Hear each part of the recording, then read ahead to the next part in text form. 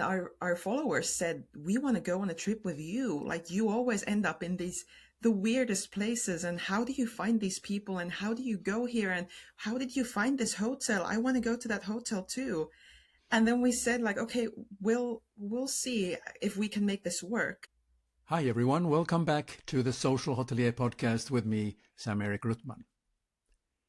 Finska is a Finnish travel and social media creator exploring the world through authentic, immersive experiences. Beyond content, she represents a new model of hospitality intermediary, bridging audiences, experiences, and destinations, curating journeys that connect people with cultures, from street food markets to luxury hotels, while building a strong, engaged community. She was chosen the Travel Influencer of the Year in Finland 2025. And our conversation will be about exactly that, because she travels continuously and connects people and connects destinations with her fans and the followers. Thank you so much for having me. So let's get started. I have a few sample questions to get the conversation going. Perfect. To give our audience some context, can you walk us through your professional journey from your background in engineering and cybersecurity to building a global travel or strong travel brand, and what ultimately led you to start curating travel experiences for others? Yes, so I have done quite a jump from one career to another. I'm originally a cybersecurity engineer, and I worked here in Finland during my studies, after studies, and then COVID hit. I moved abroad, decided to change everything in my life in 2 weeks. And to be honest, starting a company in social media was not something that I was planning on.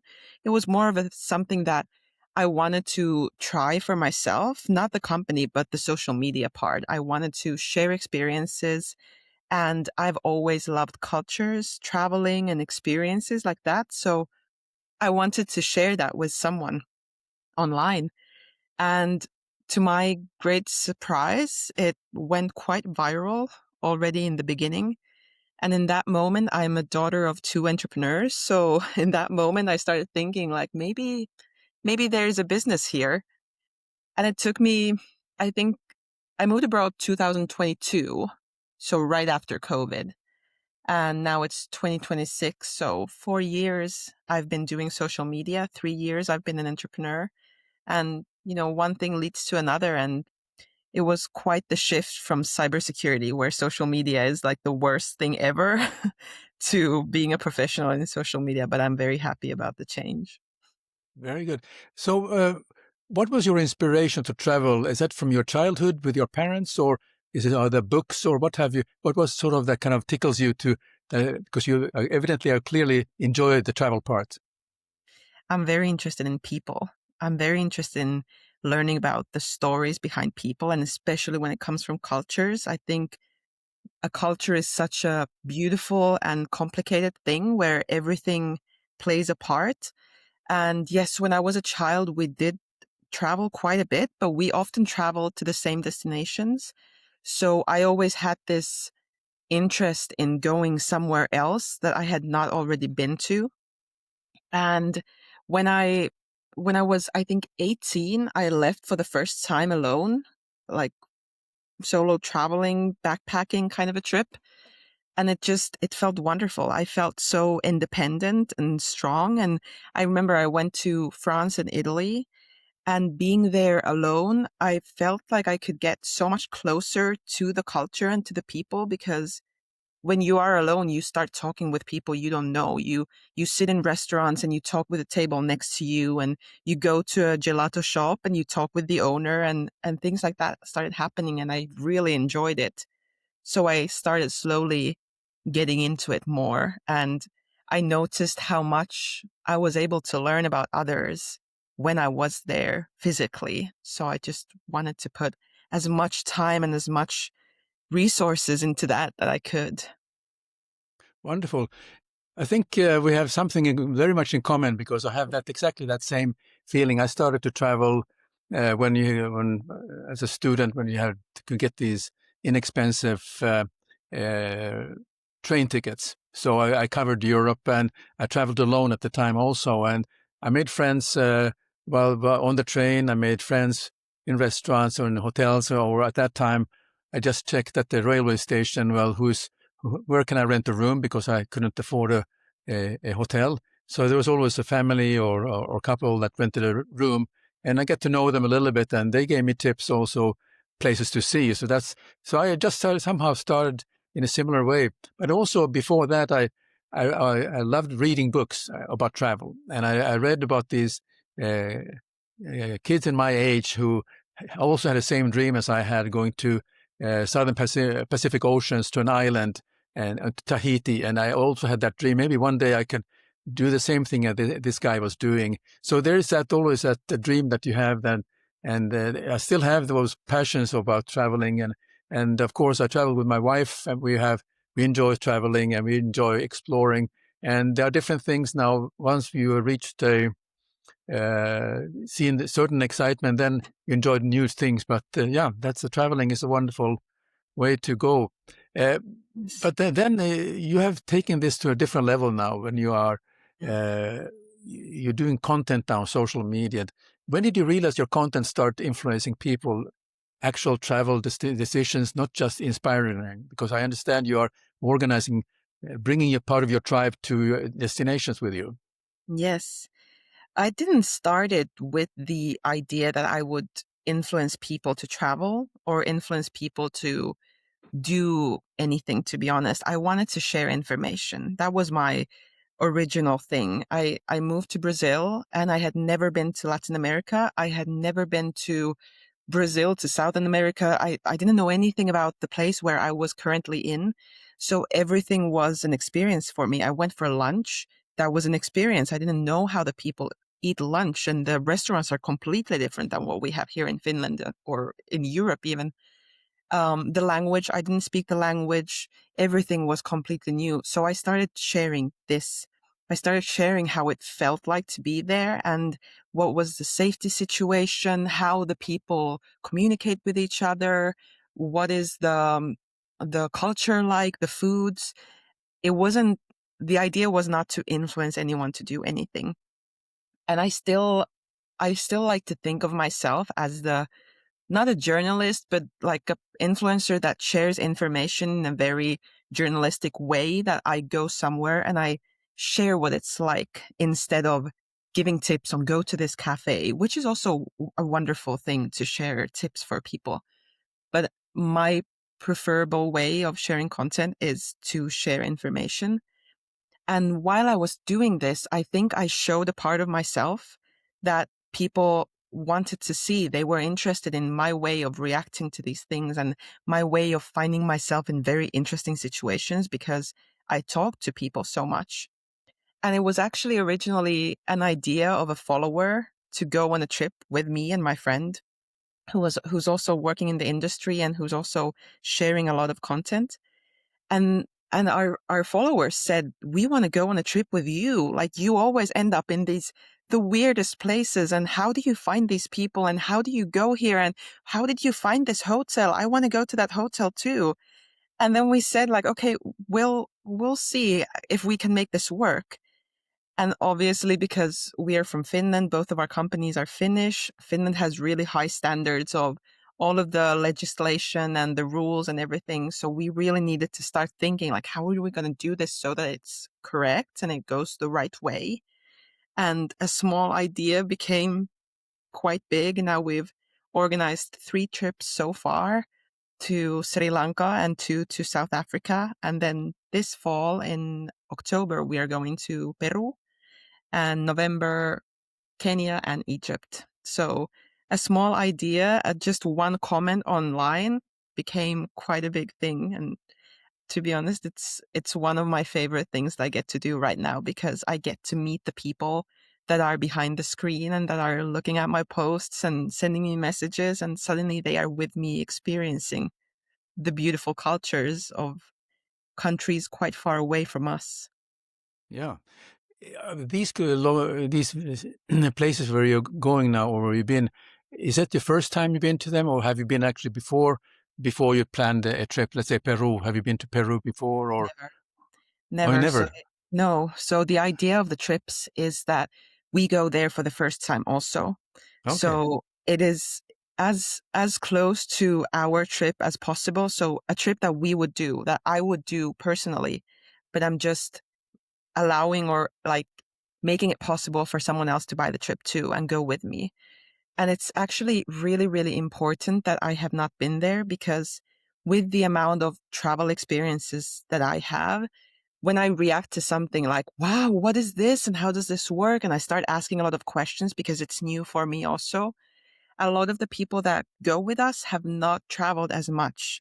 And they might not be sure which thing right now is something that they should ask more questions about, or they might, everything is so new, they don't even come up with questions. And they've told me that it's so wonderful, Kia, that you are asking so much questions because we're just like, wow to everything. So the fact that you have questions, we also want to hear the answers. We also are very interested, but we just cannot come up with the questions because everything feels really new to us. So it has been actually a really unique point, selling point maybe, or a unique point of interest for the people that go with us, that I have never been there either. And my partner has never been there either, because then we have this reaction to the new things also. Yeah. I notice you use your word feel quite a bit. That means that you're sensing how it does it feel like, and how do you feel, and then you express that feeling also to your followers on the social media. Is that how, do I understand correctly? Yes, yes. Uh, I do this with all my heart. And yeah. I, every time I meet someone on my travels, even if it would never go online to any post, if even if it does, it's always very much of a feeling thing for me because I want to understand the person, and I want Yes. to understand my follower also, how they see what I do, and what they are expecting of me, and on the other hand, how I can share information so that it makes them feel something, that Yeah. they actually feel like they are on the trip with me, even though they are watching it online.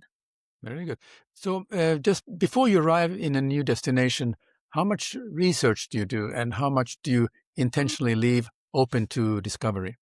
I leave quite a bit open to discovery. I check because I travel alone as a female.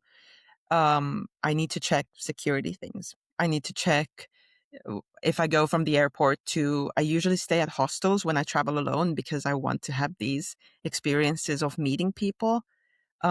I need to check what is the most safest way for me to get from the airport to the hostel. I need to check if it's safe for me to walk alone because I go very much from culture to culture. It's very widely all around the world.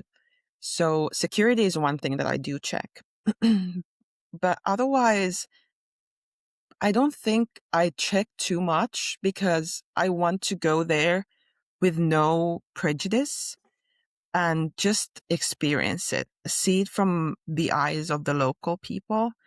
As said, I go to hostels usually because there I get really interesting conversations, and I get to talk to travelers alike, but also the hostel workers, the people that are actually from that town or country. And I want to create my opinion being there. But always, it's not always possible.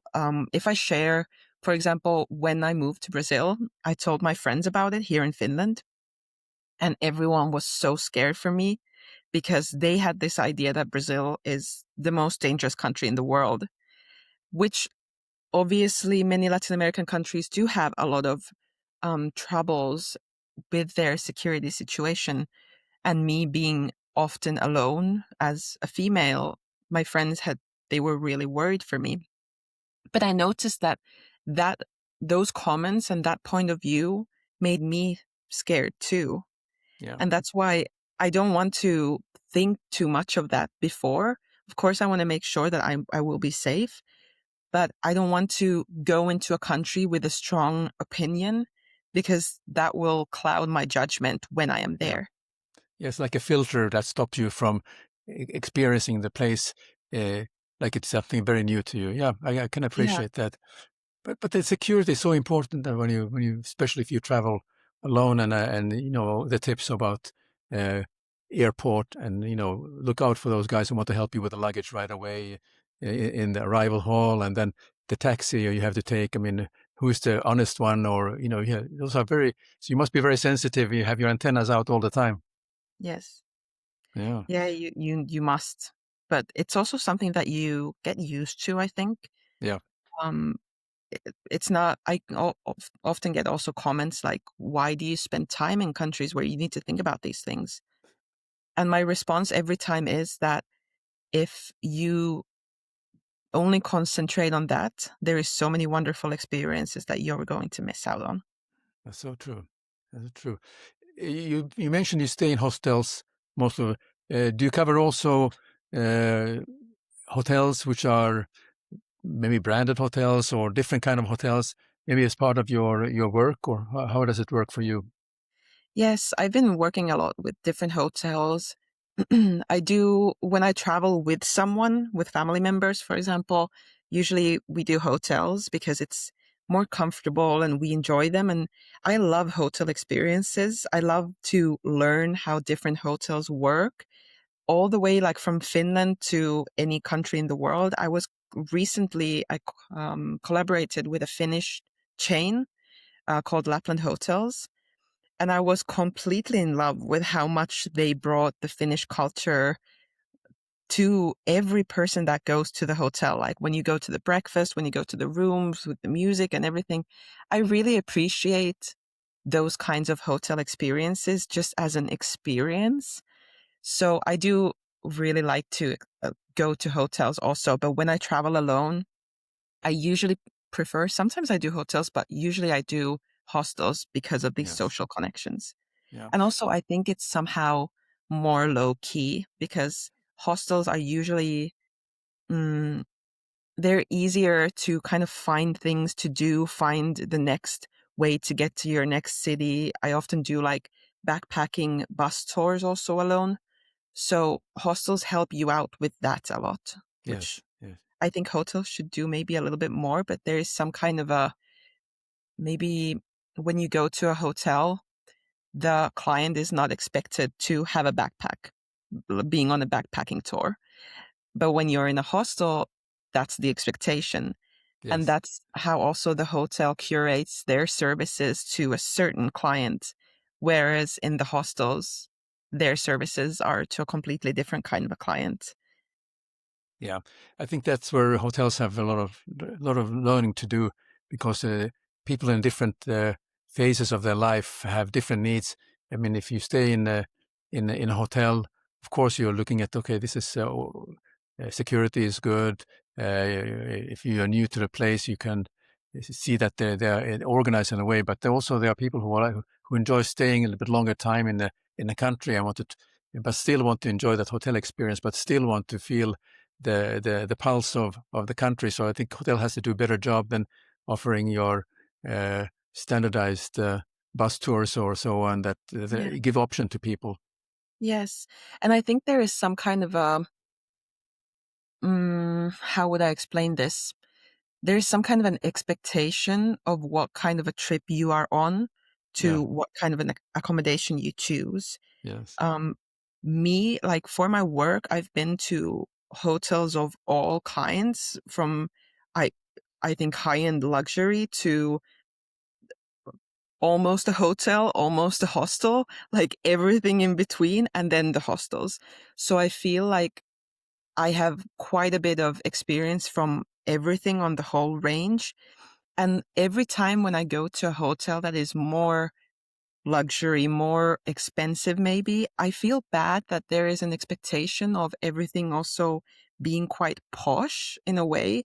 Because when I go to a hotel, I want to feel like I'm coming home. I'm not home, but this is my home away from home now. Yeah. And I always talk to people a lot and I want to have chit chats with like everyone working in the hotel and kind of learning. And sometimes I see people, I mean, everyone experiences the hotel in their own way, but I wish there was not that much of an expectation, that you could actually come to the hotel with your backpack and be like, yes, like last night I was in a hostel and I had a really good time, but now I want my own room and I want some privacy and all of that. and that's completely normal and fine, Yeah. which is what I do quite a bit, and I always get funny comments about it. Yeah, I mean, a hotel at its best should make you feel like that you have you meet like a new friend. Could be one of the staff who will also Yeah, give you the friendly tips where to go, and also make you feel comfortable. And yeah, then I always talk about those things whenever I arrive to hotel I never been before. mm, My antennas are out. I looked how does that arrival experience? How does it make me feel? yeah. And that's why, and that's why I talked about the word feel that you mentioned. That is ultimately most important thing. It doesn't matter is it the most luxurious finishing. It's fine, but I think it's just that the staff and the people who are there who meet you that you are not just the reservation number and the credit card number and while they're staring at the computer screen and you don't even get eye contact. So those are things I'm very very sensitive to that, and I can sense that maybe you are one of the similar type that expect that you can get the connection with somebody when you go to a place, whether it's a hostel or a hotel.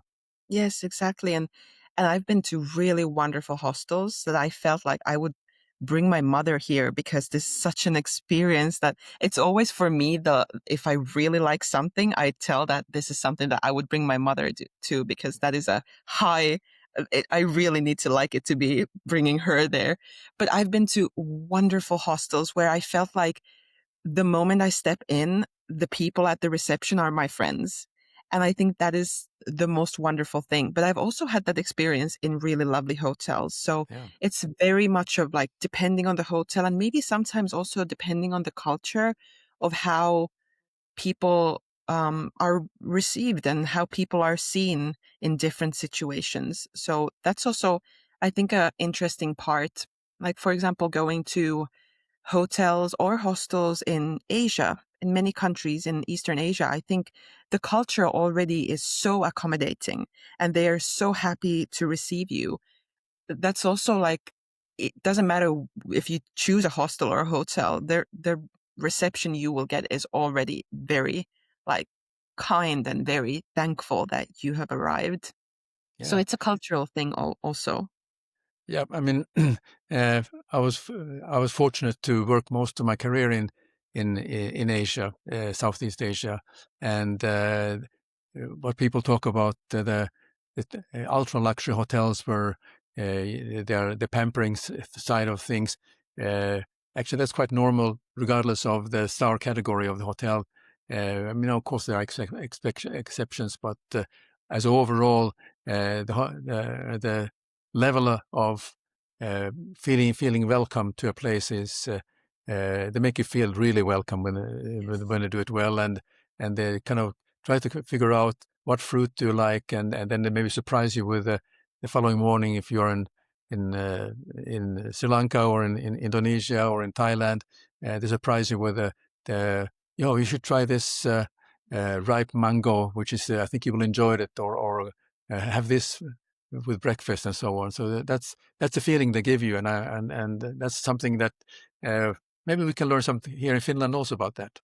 Yes, I think it's such a beautiful way of like showing that you are welcome because it's Yeah, always the smallest things that make you feel really happy and in everything in relationships and hotel experiences and flights for example it's the smallest things and maybe sometimes you might feel that this goes unnoticed but I don't think it does because it makes you feel some way and it makes you feel warm and welcome. yeah. On a plane, what has been some small thing that kind of happily surprised you? Because the flights can be quite monotonous, but was there something that touched you? Any particular airline or flight that made you really feel special? I think there's so big differences with airlines, Yeah, like huge. I fly quite a bit of any airline because I go from so random destinations to others. So I always have to think about what's the smartest route instead of preferring some specific airline. Um, but I think it's always just actually like the flight attendant stopping to acknowledge you because I realize that they have so many clients, they have so many guests on the plane. But sometimes when something happens, like they're, for example, serving food, and then something happens and we have a little laugh. And then I notice that she also or he also stops for a while to acknowledge me and to notice me and have a fun moment, just like for a few seconds. I think those are always really wonderful because it tells that the person that is working there as the flight attendant is actually doing it because they enjoy it. They're not there forced. They're not there like, I just need to give you this food and next, next, next, next, next. But they Yeah. actually stop and have this little moment. Yes. And I think those are the best ones. Like, it's not that much of what they offer. Or, well, yes, I've been to flights where it's very, you feel like you're just not served anything or something like that. And especially in a long flight, if the food is not enjoyable, I mean, that's not nice. But still, I think the human contact is the most important, just like with hotels. Sure. Well, we're talking about food now. When you travel in these very interesting locations, do you prefer a very organized restaurant, or do you go to street food or street kitchens to Mhm. try something? And when you do, what draws you to a spot instinctively? Local recommendations, or do you maybe do some research? I do a lot of research. Also, I ask people around, like in the hostel or the hotel, or I always ask, like, where would you go? What would be your go-to place? Um, I love all kinds of food. Yeah. I love as local as it gets. I was just recently on a trip where we went through a lot of Michelin restaurants in Spain, which was wonderful because of the experiences of the flavor profiles and the overall an experience like that is just it's an experience. It's not only food, it's something to be enjoyed. But then on the Yeah. other hand, I have a really wonderful memory from Taiwan. And I was in Taipei and I met this local man. I think he was maybe in his 70s and maybe 80s, something like that. And he offered me fruit from the street truck, seafood. And I remember thinking, like, I wonder if this is okay for me to eat. Will my body be okay with this? But since he wanted to offer, and Taiwanese people are so kind and they're very, very like, let me give this to you and you're welcome. And I want to offer this. And so I sat down and we had that meal and it was wonderful. And, Yes. and it was probably like, it was so low key. It was on a small street in Taipei and there was no tourists around. But I have such a good memory from that moment. So I Yeah. think food, again, now that I'm answering your question, I find myself all the time coming back to the human contact and to Yes. people, meeting people. But I think that's what I love about food also is the fact that it can share so many stories and it can share so much history about a culture and then you can sit down with someone. I didn't speak his language and he didn't speak mine, but somehow we were able to sit for 2 hours on those plastic chairs and by that plastic table and have a really wonderful evening. Yeah. Taipei, I mean, we went with my wife, we went to Taipei, and it was an unbelievable experience. Of course, we saw the museums, but the seafood, you mentioned seafood, that was really something that they can offer there. It is unbelievably. And I wish there would be some Taipei restaurants outside Taiwan, but I think you have to go there to get the best possible experience. Taiwan is one of my favorite countries, I must Yeah. say, because it is so interesting. I truly felt like this is the way they do things here. There is nowhere else in the world. It was so beautiful. And also I went around a little bit. I went to South Taiwan and I felt so different there compared to any other country because everything is so extremely safe. Everyone is so kind. The food is really wonderful. No matter where you go, it's really, really good. And I feel like the people take it to heart that they offer good food Yes. no matter what their background is. So I really, really enjoy Taiwan. Yeah. So have there been moments when stepping outside your comfort zone with local food completely changed your perception of a place? Oh, well, this was one example. For Yeah. example, this with this man in Taiwan. Yeah. Um, but yes, many. I also I was in Tanzania, and I had a driver and we were going around a little bit, and he took me to one of the experiences to meet like local tribes. And once we were driving back from there, he said there is a small town, a really low key small town with really bad roads. But they have a grill there, and there is a woman that has a restaurant. It's not a building, but it is a woman that is selling the meat that she's cooking on the barbecue. And he asked if I'm hungry. And I said, of course, I always say yes to things like this. So then we drove there. I remember walking there. The kids were touching me because they felt I looked so different from them. And then we had barbecue. The meat was completely different. You could feel that the meat was, um, how to say this, the cheap part of the animal because, of all the fatty parts and all of that, and it was very small pieces, but it was wonderful. It was really really good. Like we didn't eat all of it. You always ate a little bit and then you took the rest out because there was so much of these, I don't know what it is in English, but these parts of the meat that are hard. Oh, yeah. And Yes. but it was so wonderful. And then we were eating there, and then suddenly the man, he was local Tanzanian, and he said something to one of the waitresses, and then the waitress sat down and she started eating also, and we had just one plate, and the food was there, and everyone straight with their hands were eating from the same plate. And I felt like this is a sense of community that we do not have in Finland, because my driver, he was really wonderful. We were spending 1 week together there, and he didn't know this waitress woman, but he invited her to sit down and eat also. So we all ate with our bare hands from the same plate. And then me being from a completely different country, looking completely different and feeling a little bit like I could feel how different I look. But there was no issue there. We were just sitting and we were just having barbecue meat. Wonderful. And that changed a lot also of my perception of Tanzania, because I think there is also a very strong uh, media sold thought about Africa. Yes. And that was such a wonderful moment. Just sitting there, no hurry in the world. Very good.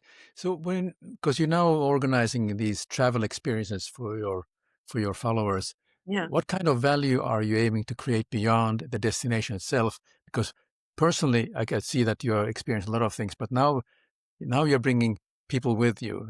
There'll be How do you go about that?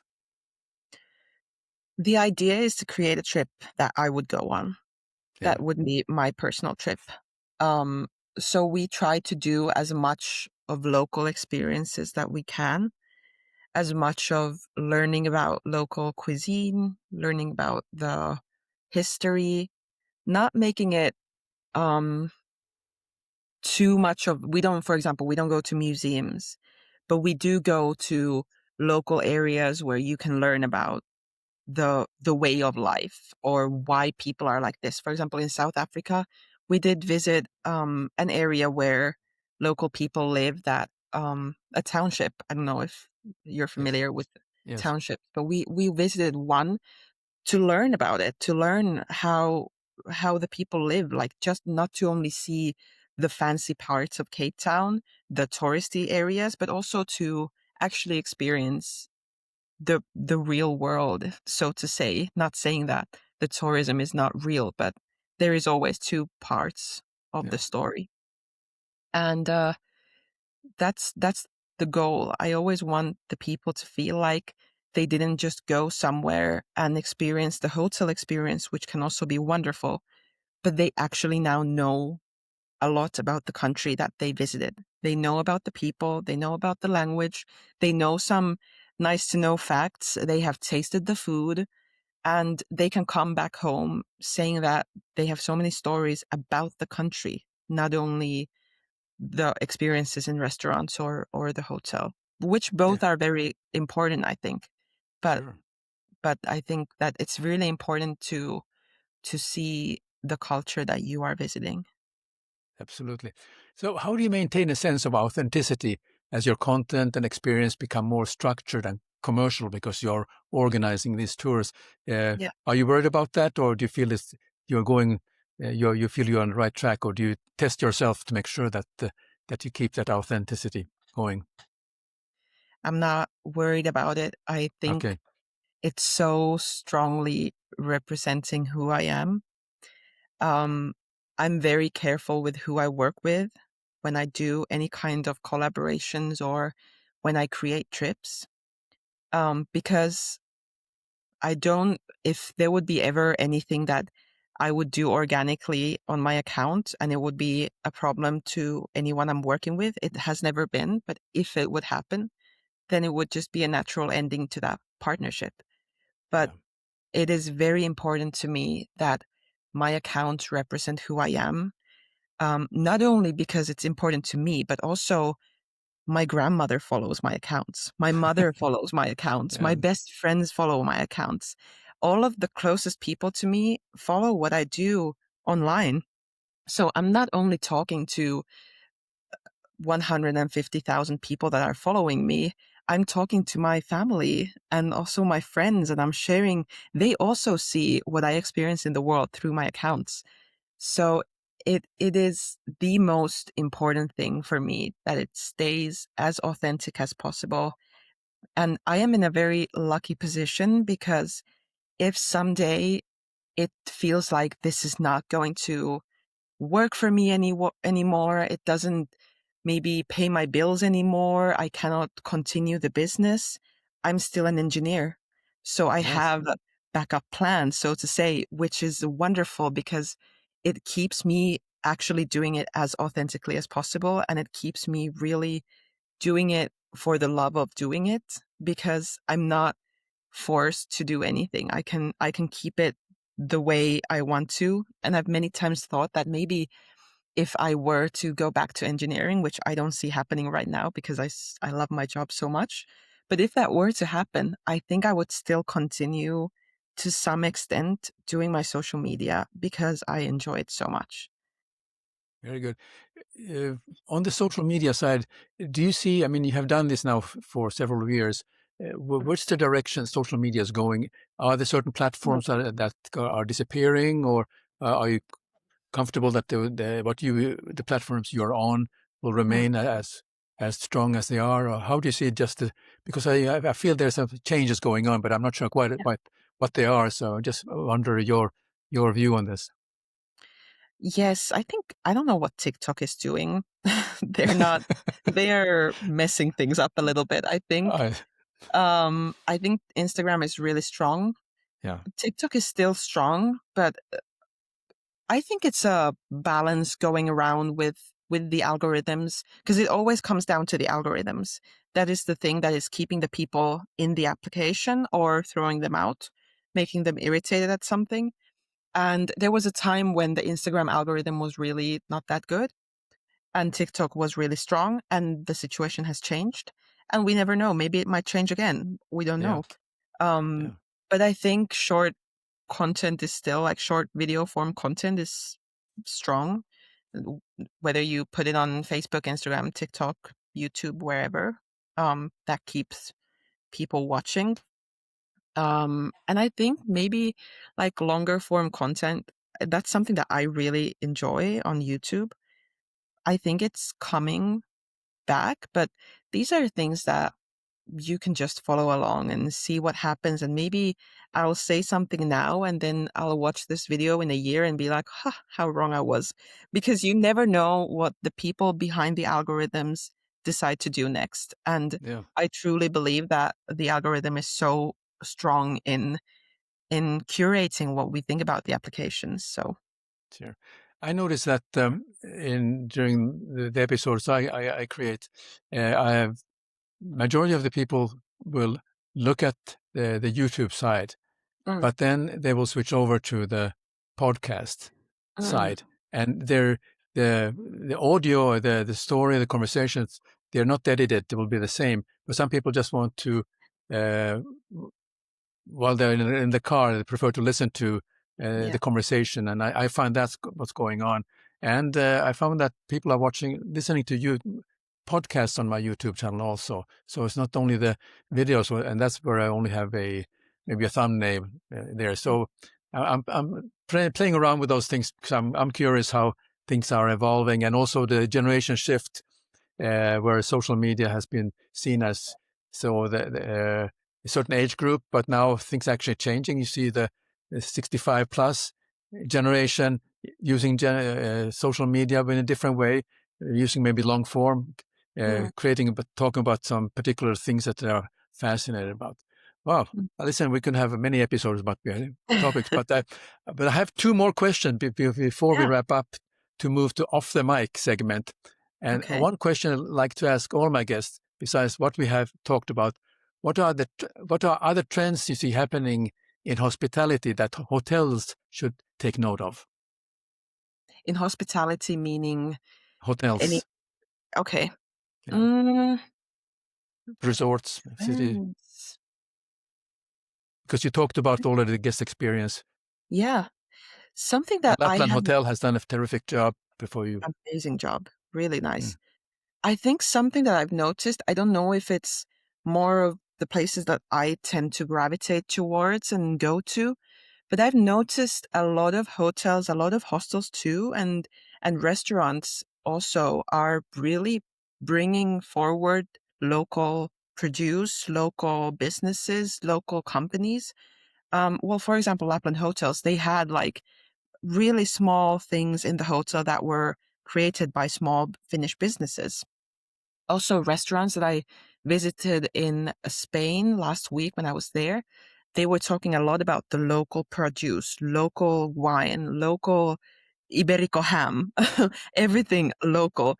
That is I really enjoy that. Also, I've noticed it in the Caribbean when I've been traveling there. There is a lot of talk about, for example, I've spent a lot of time in Aruba, which is a really dry island. They're not able to grow that much, or they don't have produce coming from the country. So they need to bring everything with ships. And still, they are talking about local alcohol, for example, or local honey, local spicy sauces.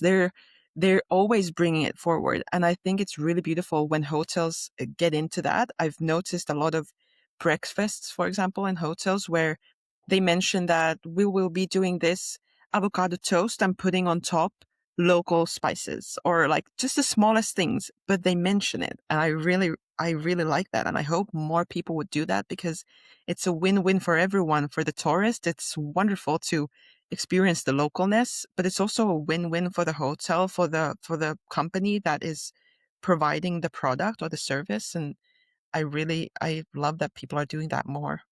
Yeah, I'm totally with you on that. I'm part of creating a resort in Cyprus and also in Croatia. We are definitely we are not importing anything. And it has to be from within 150 kilometers from where the resort is located. So supporting the local farmers and local fishermen and so on. If there's a location where the hotel is located and where they don't have oranges, we don't import oranges from Spain or Italy just because somebody wants to have fresh squeezed juice. We just offer them the locally produced juice from whatever fruits or berries which is available. And I think that's something which I'm very strongly feel about also. And I think one of like the most wonderful experiences I have about hotels, now that I started thinking about this, is usually from these experiences, because I was in Cyprus actually, I think 2 years ago, and the hotel that I was staying in, they offered different honeys from the area. And there Yes. were some honeys with pistachio, there was a natural honey, there was honeys with different flavorings. And to this day, I can taste in my mouth how wonderful the honey with the pistachio was. It was my favorite thing, one of my favorite things of the whole hotel, and it was a beautiful hotel. But every morning I was looking forward to having my honey with the pistachio, and it was local produce. Yeah. So you never know what is the thing that the customer or the person in the hotel really like You, concentrates on. you mentioned honey and you mentioned Cyprus. So I have to tell you a little bit. The Yeah. resort in Cyprus, the owner of that resort, he believes in the healing power of bee venom. So because Mm. for arthritis, and then so that this type of therapy, he's opening up part of the resort is going to have a wellness area, and besides the bee venom, he will have licensed doctors who can provide that. It's for people with arthritis or other Mm. ailments, and they have been. This is a medical.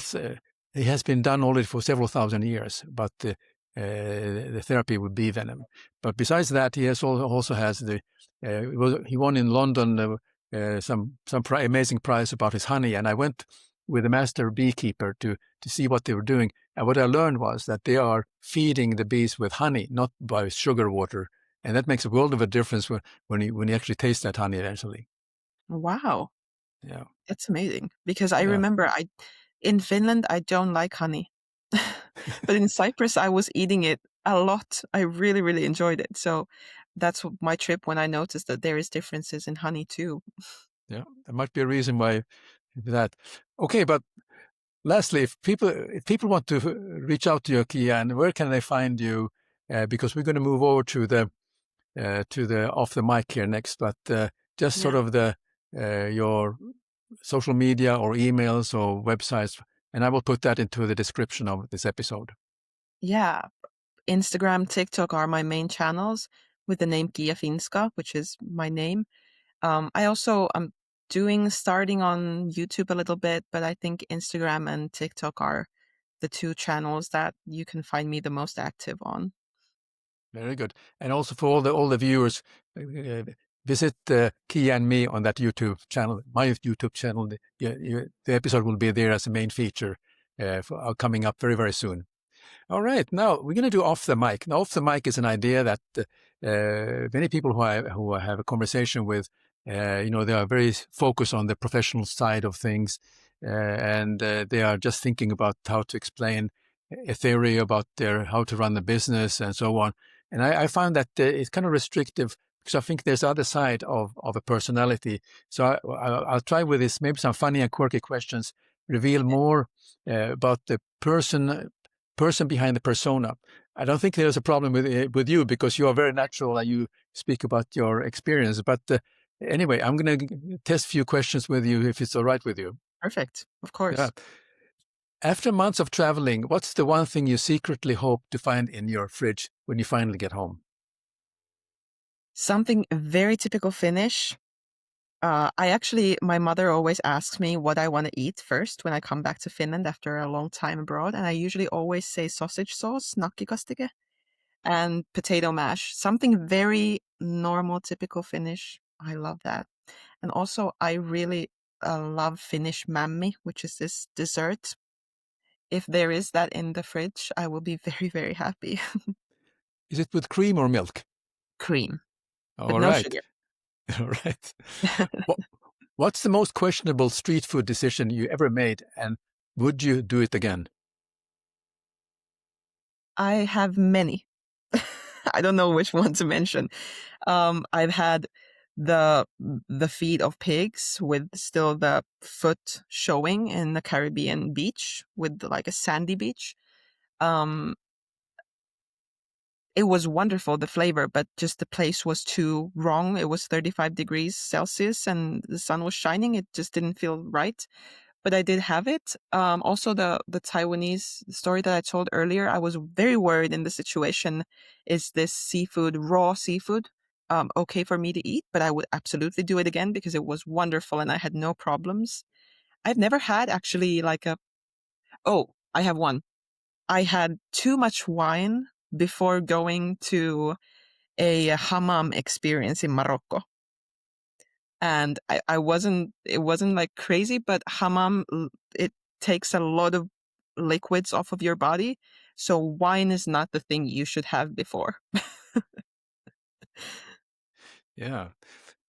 What key things do you look out for And what key things you look out for before you eat in a street food outlet? If you go for the first time, you check something you check Hmm. out about them. I think I check the people more, like how are they serving the food and how proud are they of the food? I think that's a really big tell. Yeah. Also, how many people, local people, are around that um, specific place. If there's a lot of locals eating, I have a really wonderful experience in Guatemala, for example. There was a street food place. It was there every weekend, and there was a lot of locals eating there. So I went there eating every day that they were there also. It was Okay. really good. And they would always recommend me something because it was my first time in Guatemala. I didn't know anything about the local food. So they would always recommend, like, this is my favorite, and this is my daughter's favorite, and this is my husband's favorite. And then I would always try everyone's favorite food. So I think that's a really good tell. Yeah. If your suitcase could talk, what would it complain about the most? Too much cosmetics, too much makeup. What's one travel habit you have that would probably surprise your followers? Um, hmm, that I'm a really bad packer. I pack really ugly. My clothing is always with so many wrinkles, and um, I could do a better job in that. With the amount of traveling I do, I could pack better. If you had to choose a luxury hotel bed or a once-in-a-lifetime street food experience, which one wins? Street food experience for sure. But I would love to go after the street food to the luxury hotel bed. What's one small, oddly specific detail in a hotel that instantly tells you whether it's great or not? Huh. Maybe the reception. Because the moment that you step in, how you are greeted, if there's chairs that you can sit on after a long travel, how they process your information, all of that. I think it's a really good tell because before you step into your room, you will already have a feeling of the hotel from the reception. So Yeah. I think that's a really good tell. Okay. What's the most Kia luxury indulgence, the thing you'll never apologize for? Hmm. Maybe sitting in airport lounges. Sitting there, having a glass of champagne, and even if I'm going on a backpack trip, I will go into the lounge. Even if I'm budget traveling, I will enjoy myself at the airport. So that sets you in the mood for the travel and Yeah, that's very something that I really enjoy. good. Um, what's a behind the scenes travel moment that still makes you laugh every time you think about it? I think I'm the kind of person that's laughing all the time at everything because I don't think anything is embarrassing anymore at this point. I just laugh at everything. Um, so there's many.